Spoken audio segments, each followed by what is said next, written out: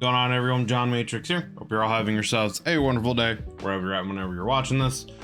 Today we're going to be jumping into the Exploring Series Foundation SCP 001-0513. This is a requested video by a member of the community, so we're going to jump in and take a look at this. Links, as always, will be down below in the description to the Exploring Series channel and to the original video here without my commentary and reaction. So if you would please do me a favor, if you enjoy this video as we go through it, and if you enjoy the content the Exploring Series makes, do me a favor, click those links in the description and go over to his channel. Give this video a like and subscribe to the man if you're not already subbed to him. He makes a lot of great content for the SCP universe as well as others. Definitely deserves the love. I oftentimes do these reactions, live for my YouTube members. When I do these reactions live, if you would like to come in and join in any discussions that we have as we're doing these, going through these videos, we'd love to have you guys come in and join us and join the conversations and discussions. There's a link down below in the description, as well as a join button underneath the video. You can click those. Take a look at the YouTube membership benefits that I offer. If you have any interest in taking your sport to the next level, you can get priority on any kind of reaction request videos you would like me to do. Excuse me. You can get early access to videos. There is a sub Discord channel, etc., etc. So take a look at that, see if you have any interest in doing so. But regardless, all the shameless plugs done, let's jump into this video. Again, this is the Exploring Series SCP 001-0513. I believe this is supposed to do something more with the 05 Council. Maybe the 05 Council is an SCP. It is, a 001 proposal, I'm assuming, with the number 001 here. So let's jump into it and see what this is going to be about. SCP-001. And I mean, going off of more of that, it would kind of almost make sense that from a lot of different perspectives that a member or potentially all members of the 05 Council could be SCPs. Because, I mean, they would obviously then have an understanding of what it is to actually have those kind of anomalous abilities, and would want to essentially, be able to, they just have a greater understanding of the, what it is to have anomalous capabilities, the kind of powers and responsibilities that would come with that. And it would kind of give them a greater perspective as to what they're actually trying to secure, protect, etc., humanity from.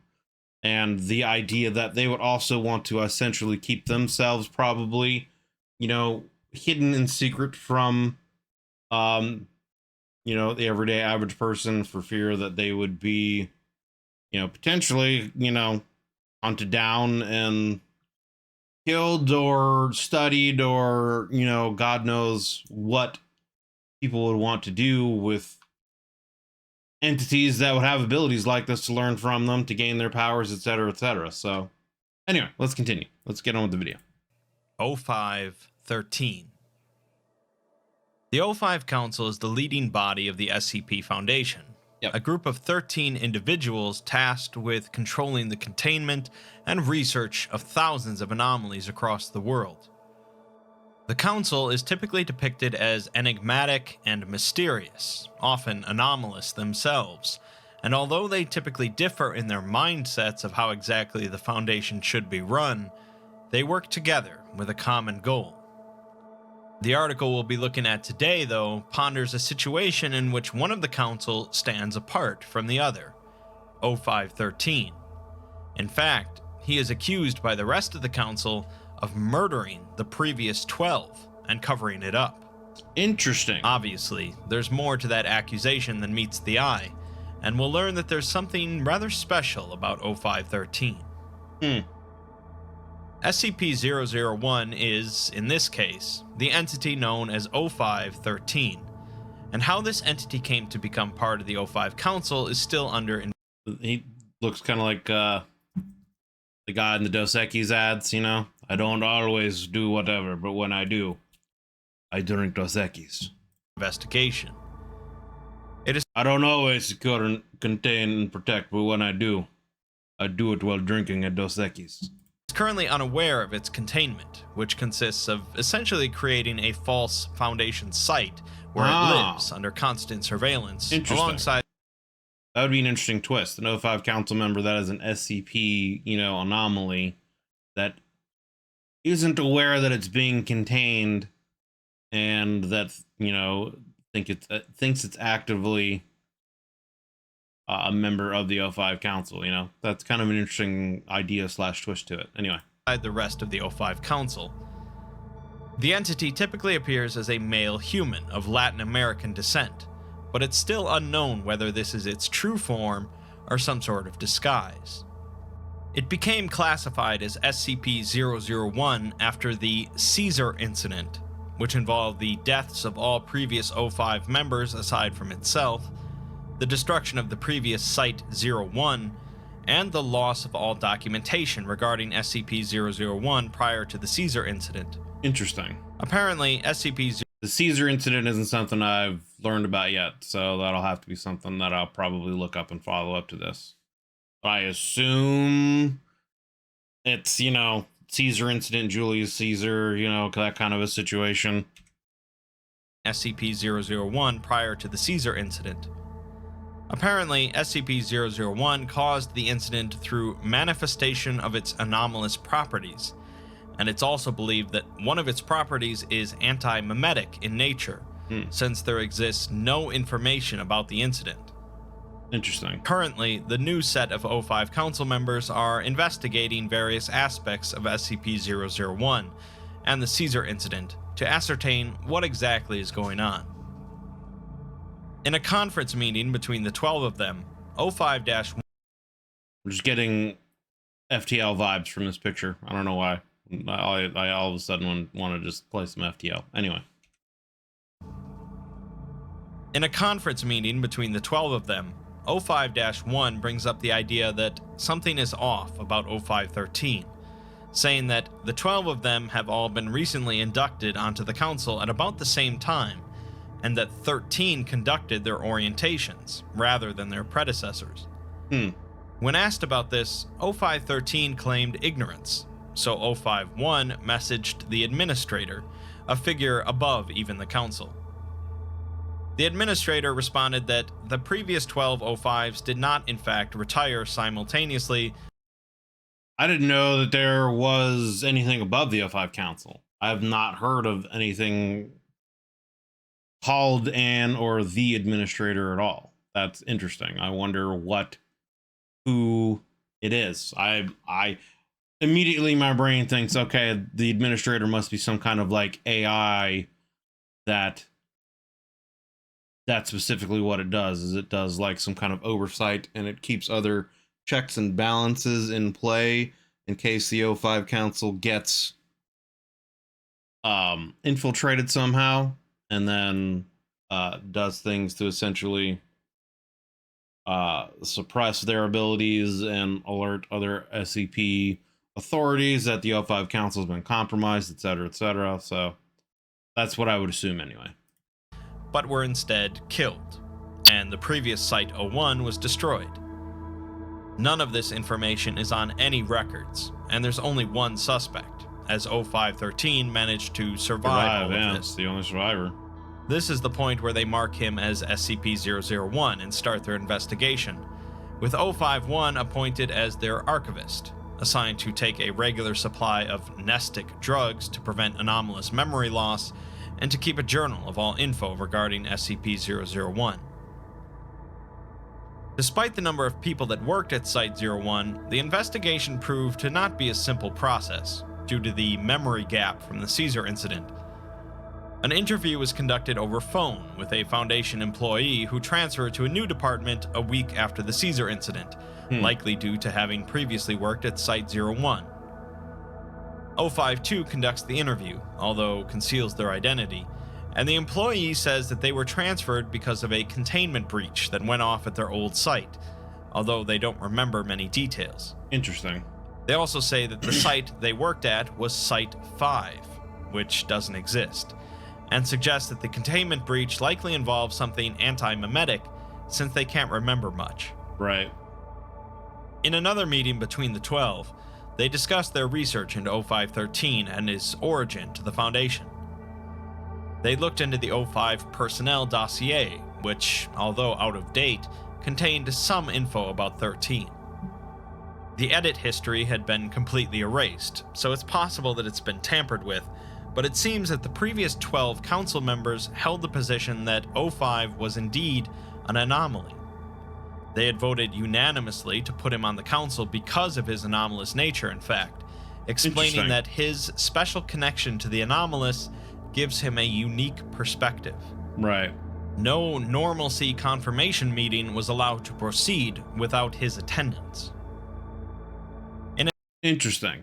So I guess like any kind of anomalous fuckery that would be going on whenever the O5 were doing any kind of meetings, if they were infiltrated, you know, someone stole their identity, a body snatcher scenario, or something like that would happen, 13 would have, would be able to sense it and would be able to call it out, you know, et cetera, is what it sounds like they're saying here.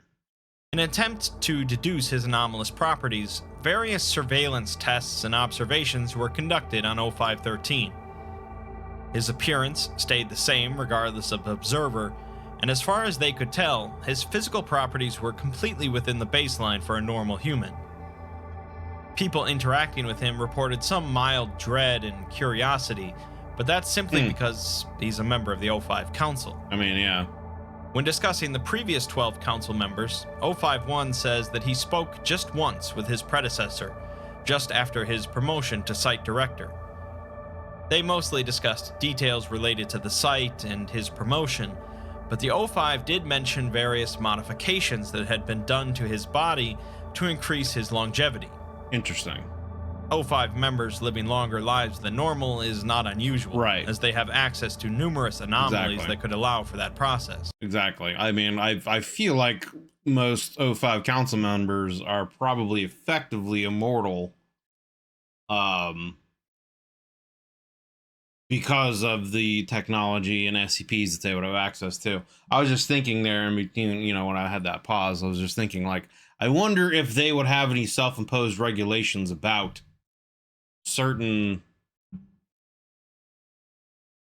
thing, like, you know, would they limit themselves to having a certain kind of lifespan even with having these technologies? Because like after you've lived for so long and gained so much knowledge and your, you know, your ideals and morals and things like that would change and you would have different perspectives on things, you know, would it come to a point where it's like, are we even still really human anymore? Are we really doing things for the best causes of humanity? You know, so it's like, would they put self-imposed limits on certain things? You know, so that after a certain period of time, they wouldn't be revived or et cetera, and someone else would come and take their place. You know, are there certain regulations for how long they're actually able to live and how long they're actually able to be, you know, members of the O5 Council, et cetera, et cetera. He didn't mention O513 specifically, though, but he also didn't display any sense of unease when speaking of his fellow council members. It's possible that this was before the appointment of the current O513, though, as it was 9 years ago. Other things discussed in the O5 meeting were modifying the containment procedures for SCP-001 to allow for more stringent monitoring, although the Ethics Committee vetoed this, since they weren't made aware of O513's status as an SCP. They are now looking into possibly locating the previous Site-01, investigating O513's possible ties to groups of interest, and other ways of analyzing SCP-001's anomalous properties. Sometime later, they reconvene again, but were informed that this meeting was cut short due to rising tensions, causing a number of the O5 members to leave the meeting. Interesting. As for the location of the previous Site-01, they couldn't find any record of it in the Foundation database, but they did find an unusual incident that occurred around the same time as the Caesar incident. An earthquake measuring 6.6 on the Richter scale originated from an uninhabited island off the coast of Greenland, stronger than would be expected for the area. Aerial surveillance revealed the presence of a nearly completely destroyed Foundation facility, and the area emitted radiation at levels similar to that of nuclear fallout sites. Trying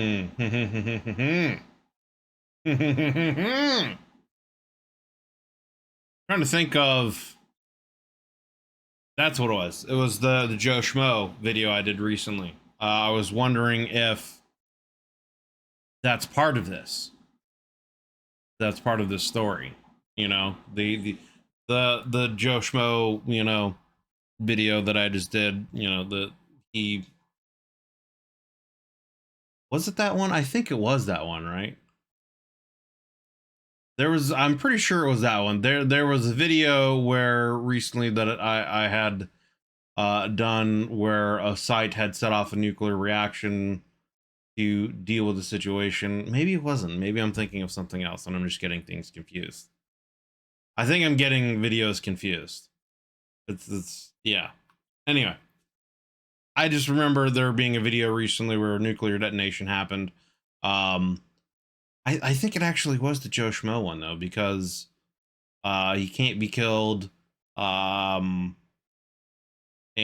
he's not contained, and it was a situation where the guy who, you know, in his last logs was setting off a nuclear detonation to deal with the containment breach, et cetera, and he was saying, you know, to say goodbye to his, you know, his wife, and he loved her, yada yada. So, I think it was actually, now that I'm thinking about it again. So I'm wondering if that is the case, if these are somehow related. That's just where my brain. Anyway, let's continue. It's the belief, then, that the former Site-01 had detonated its on-site nuclear warhead during the Caesar incident.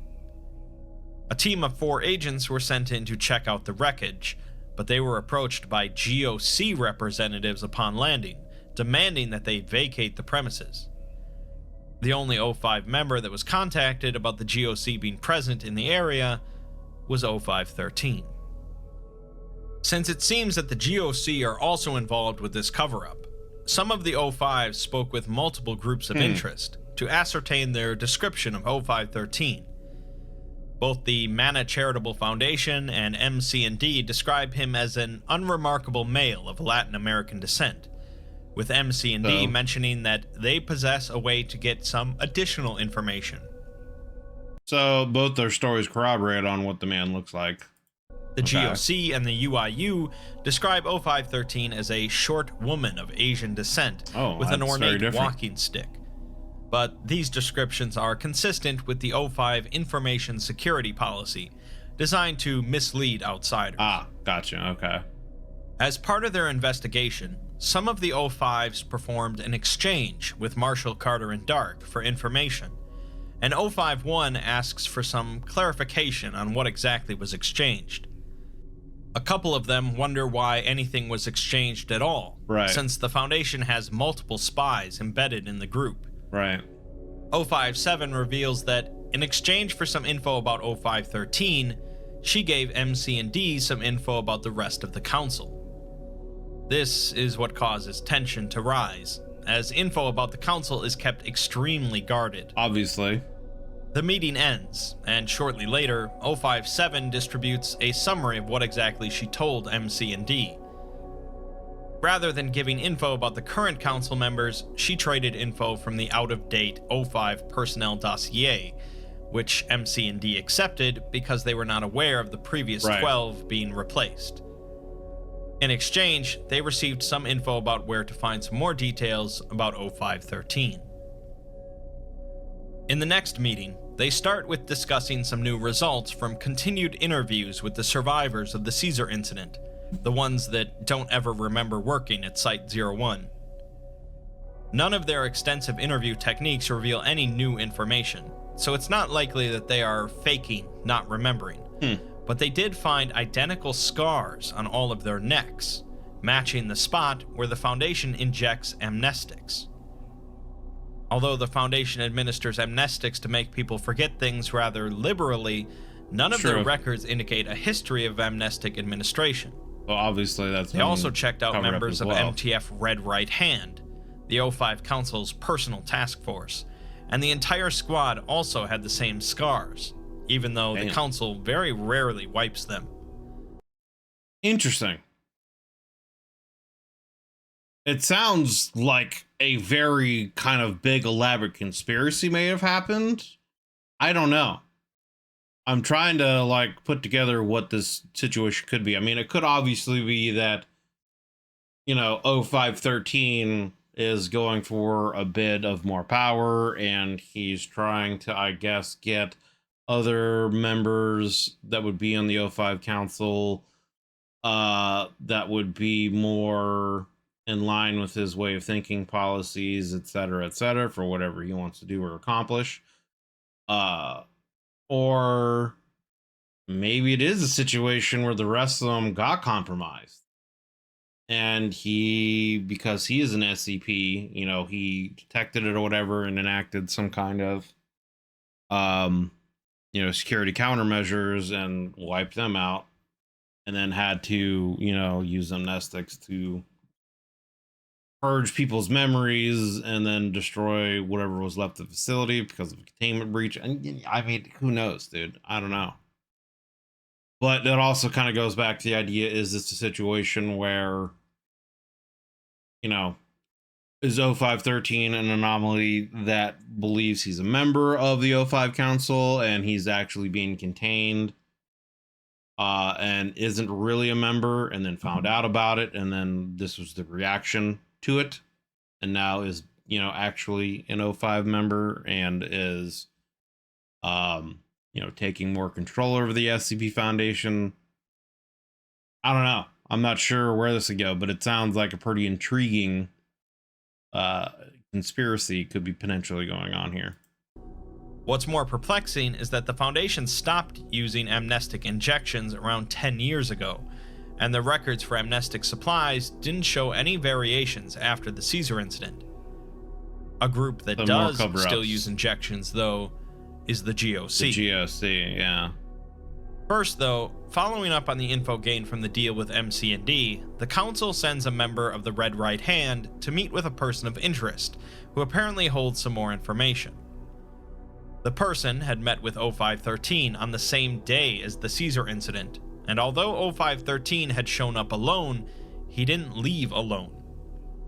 The person believes that a number of individuals from the FBI's UIU division showed up and left with him, and apparently this surprised both this person. It almost sounds like he's like a plant from other organizations. Like he might be working with the UIU or the GOC to do things with the SOP, sway things more in their way, but I don't know. And 0513. Although that's not a whole lot of info, it does seem that multiple groups are quite interested in 0513, right, and seem to know more about him than even the current O5 Council.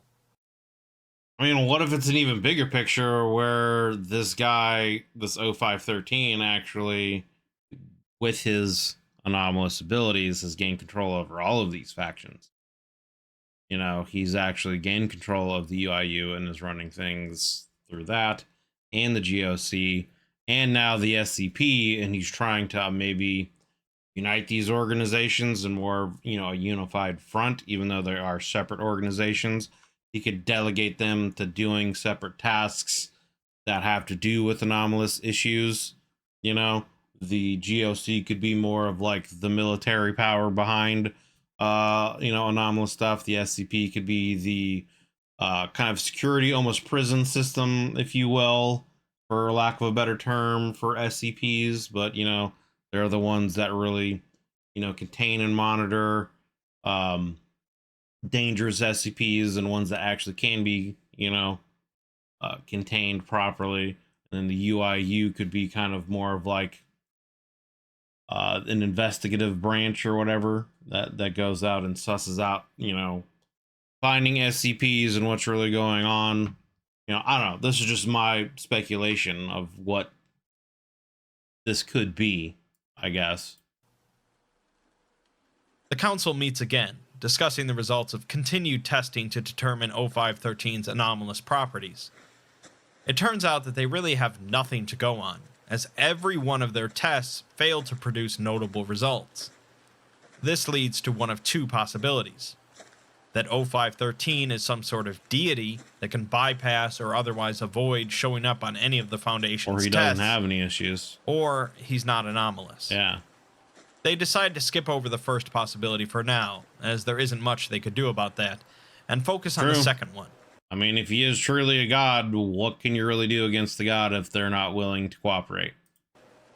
They suggest that he's possibly an inside agent for another group of interest, That's what I'm such thinking. as the Chaos Insurgency, the Serpent's Hand, the Fifth Church, the GOC, or Someone. even the UIU.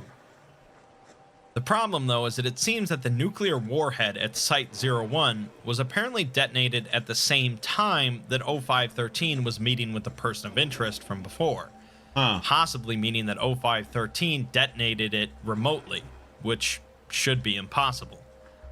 This implies that he had assistance from inside the site, possibly from the Ethics Committee or the Administrator. The Ethics Committee were the ones that prevented the Council from installing additional surveillance devices to observe O513 in privacy, and it seems that not even the Council can overrule them. One of them suggests just giving him a physical to determine if he truly is a normal human, but if they're wrong and he actually is some sort of god, he'll just wipe them all out like the Right.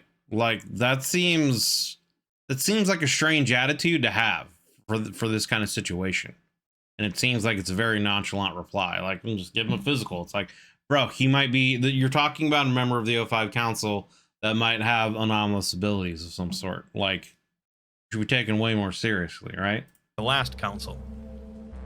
O51 plans to consider speaking to O513 about all of this, but only if he's certain it won't result in another Caesar incident.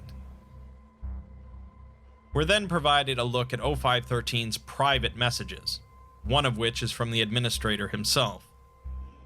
The administrator is sure that O513 has been keeping tabs on the rest of the council and their progress, because they're growing closer than either of them wanted, but the administrator isn't surprised.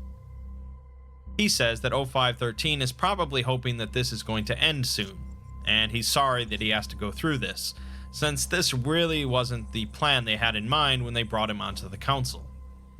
Interesting. He wants O513 to keep up the gambit a little while longer, though, because he's not convinced that the rest of the council is ready to know what happened to their predecessors yet. Huh. I mean, so then that sheds a whole other light on things. That something really did happen, something major. They had to cover it up. And like some kind of incursion happened. Maybe the other members were compromised in some kind of way. Because he's an anomaly, he was able to survive the nuke. And so he and the administrator have devised this plan to, I guess, suss out a new, O5 council group that can be trusted. And they have to put them through a certain, testing phase before obviously they're privy to certain things. I don't know. This has a lot of different twists that's could potentially be going in a lot of different directions. He also doesn't want to ask the GOC and the UIU to clean up another incident like before just yet, since they have enough dangling over his head as it is. If the rest of the council does approach him, though, and confront him, he should provide a direct answer, and the administrator provides a transcript from the O5 meeting prior to the Caesar incident. The meeting consists of the 12 prior council members without 13 present, and O51 tells them that they have an internal affairs issue. One accuses them of trying to kill him through poisoning his coffee, and it's clear that tensions are high among the group. O51 says that they have lost sight of their goal of containment, and that they've grown soft. Half of them are under someone else's thumb, and the other half should probably be in containment themselves due to their anomalous natures. O510 learned how to perform magic from the Wanderer's library, and they need to take an entire cocktail of drugs just to remember that O58 even exists. Going back to the topic of poison, 0510 says that maybe it was 0513 since he's not even here. 051, however, purposefully sent him to meet the individual known as Nobody, so that he wouldn't be here for this. Interesting. He's the only person on the council that 051 trusts, because he's normal. They plucked him off the street and just started asking him if he thought certain things were weird. 051 says that there's only one thing left to do, and that's contain the anomalies that are running the Foundation. With that, he detonates the warhead at Site-01, Interesting. killing all of them. What? I mean, that sounds strange. Like, why would he all of a sudden do that? Like, I mean, I understand the idea of, like, okay, you can argue that a lot of the people on the O5 Council over the years would gain knowledge that obviously normal humans would not privy to, and potentially abilities, you know, magic thaumaturgy abilities, implants, you know, things that could extend their life and or give them anomalous abilities and properties, or even have devices and technology that could, you know, do the same. But like, why would you all of a sudden just immediately like, hey, we're gonna just set off this nuke to solve this problem and create a new O5 council? What? So in the end, SCP-001 is not an anomaly whatsoever, at least in the sense we normally think of. He is, however, an anomaly in respective to the rest of the O5 Council. Whereas the rest of the Council are individuals that rose through the ranks of the Foundation, deeply knowledgeable He's in just the a world regular of guy the that took out the anomalous, street. and many of them anomalous themselves, 0513 is utterly normal. I mean, from a certain perspective, that kind of makes sense, right? Like, wouldn't you really want to have someone that's just a regular average dude off the street that knows nothing, like, come in and get like give you a perspective from that point of view, so you could kind of keep in touch with the average Joe, you know, the average person, and what, you know, humanity in that sense? He is their outside perspective, Right. a normal set of eyes on the anomalous that can keep the rest of them grounded. This is why it was said that no meeting of normalcy confirmation could occur without 0513's presence, as without his perspective, the rest of the council can easily lose any sense of what exactly is normal. Yeah. I suppose the entire cover-up is so that the new council doesn't learn that one of the old council flipped out and blew all of them up. Yeah. So I guess that really is just a story. One of the old council members just fucking lost it and was like, you know what? Fuck all you guys. I'm going to end this and nuke everyone. But it's clear that 0513's non-anomalous nature wasn't a secret to the old council. Hopefully, the new council will eventually accept 0513's perspective on normalcy, as the last one did, since it's a rather interesting position to be in.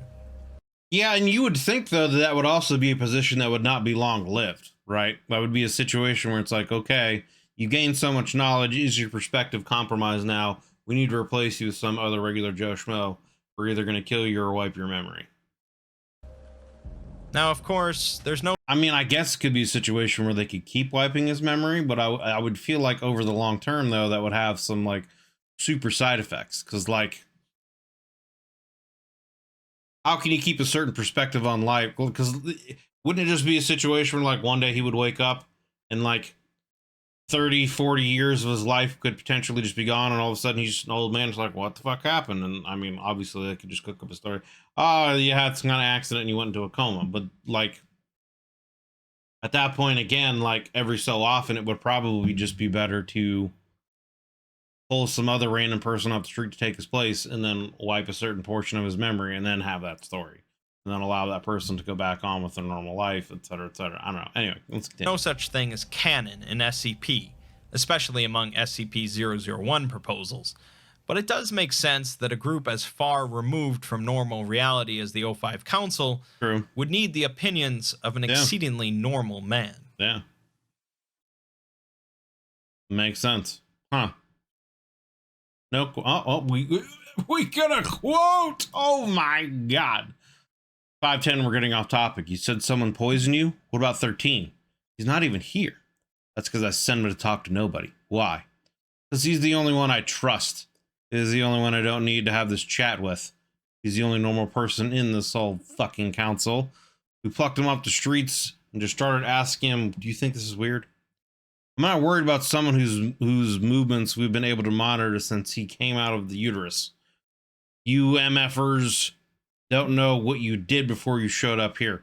For all I know, you're just eldritch abominations waiting for the chance to kill me dead. Yeah, I mean, it sounds like he just had some kind of mental breakdown and just was like, you know what, I'm hitting the button. I mean, to be honest, it almost is kind of amazing that something like that wouldn't happen more often. Because I've said this, you know, numerous times in videos. Someone with the knowledge and understanding and perspective of how the world would work in the SCP universe that is of like O5 Council, you know, member that is actually privy to everything that is really going on and has more of the puzzle pieces. They can see more of the bigger picture. Like, that's got to be someone with, you know, some kind of willpower to be able to like understand and see all the various things that are out there and how potentially, you know, obviously insignificant we are and what are we really able to do when literal gods are out there and could wipe us out with a whim, you know, at any moment, and there's really nothing we could do about it. You know, it's like one of those situations where you're either going to be up all night, you know, ridden with anxiety, or you're just going to have to, like, you know, give in and realize that this is just how life is and just accept it. You know what I'm saying? So it's like, I don't know. It's surprising to me that something like this wouldn't happen more often. Warren just kind of goes off the deep end and is like, you know what, I don't trust you guys anymore. Fuck you, and that sets off the nuke. You know what I mean? But it definitely, you know, had some twists and turns that made it seem like it could have been a larger conspiracy going on here, that he could have been, you know, in cahoots with the UIU or the GOC, or perhaps even in charge of all of them, and, you know, maybe even trying to unite all these factions under one, you know, council or something like that. You know, I don't know. That's where my mind was going as I was watching this. So, but it turns out he's just a regular dude, and that happened to be what saved him. And, you know, so he and the administrator are now having to go back through and put together a new council that can be tasked with keeping the SCP universe safe. So that was the Exploring Series SCP-001-0513. Links will be down below in the description to the original video without my commentary and reaction, and to the Exploring Series channel.